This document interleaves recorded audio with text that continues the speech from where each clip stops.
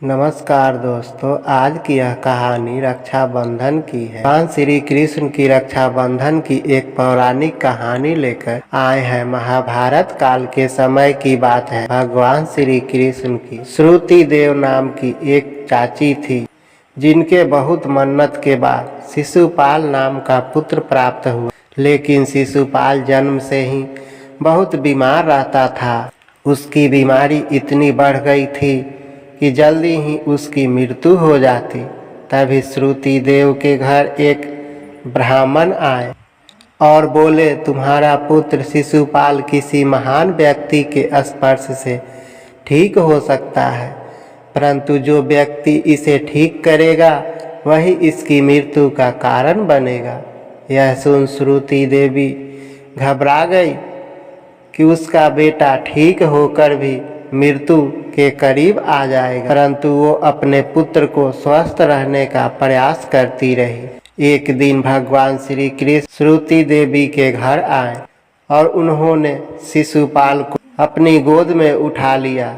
इसके बाद शिशुपाल एकदम स्वस्थ हो गया। शिशुपाल के ठीक होने की खुशी के साथ ही श्रुति देवी को यह भी डर था कि अब श्री कृष्ण के हाथों ही शिशुपाल की मृत्यु होगी। वो हाथ जोड़कर भगवान श्री कृष्ण से विनती करने लगी, हे केशव, हे माधव, शिशुपाल की सभी गलतियां माफ करने का आप मुझे वचन दे। तब भगवान श्री कृष्ण ने श्रुति देवी से वादा किया कि वो शिशुपाल की 100 गलतियां माफ कर देंगे, लेकिन 100 गलतियों के बाद उसकी कोई भी गलती माफ नहीं हो पाएगी। इसके बाद बहुत समय बीत गया। शिशुपाल बड़ा हुआ और एक क्रूर राजा बना। वो अपनी यहाँ पर बहुत जुल्म करता और भगवान श्री कृष्ण को भी अपशब्द कहता था। न चाहते हुए भी भगवान श्री कृष्ण उसकी सभी गलतियां माफ कर देते थे, परंतु अब शिशुपाल अपनी 100वीं गलती कर चुका था। एक दिन एक बड़ी सभा में, जहां भगवान श्री कृष्ण भी मौजूद थे, शिशुपाल सबको अपना अहंकार दिखाने लगा। यहाँ तक कि उसने भगवान श्री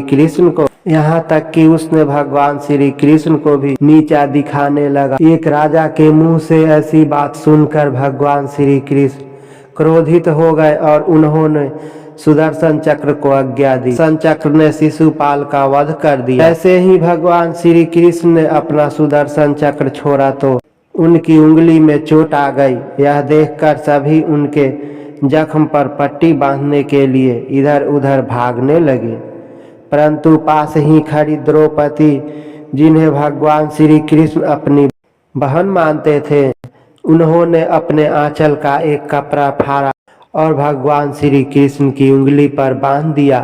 तब भगवान श्री कृष्ण ने इसे बहन का भाई के प्रति स्नेह जानकर उनसे वादा किया कि वो अपनी बहन के द्वारा बांधे गए इस रेशम के कपड़े के बदले अपनी बहन द्रौपदी की सारी उम्र रक्षा करे।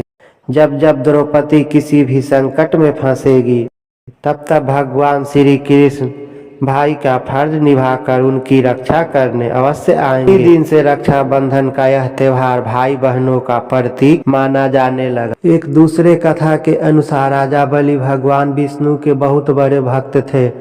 विष्णु ने बलि को वचन दिया था कि वे हमेशा उसकी रक्षा करेंगे।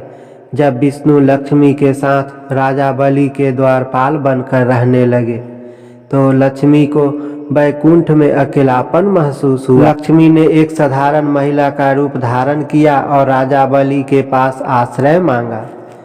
बलि ने उन्हें अपने महल में रहने की जगह दी। तो लक्ष्मी ने राजा बलि को राखी बांधकर उसे अपना भाई बनाया और विष्णु को वापस ले जाने का वचन लिया। तो दोस्तों, यह थी रक्षाबंधन की कहानी। अगर आपको यह कहानी अच्छी लगी तो प्लीज वीडियो को लाइक और चैनल को सब्सक्राइब कीजिए। धन्यवाद।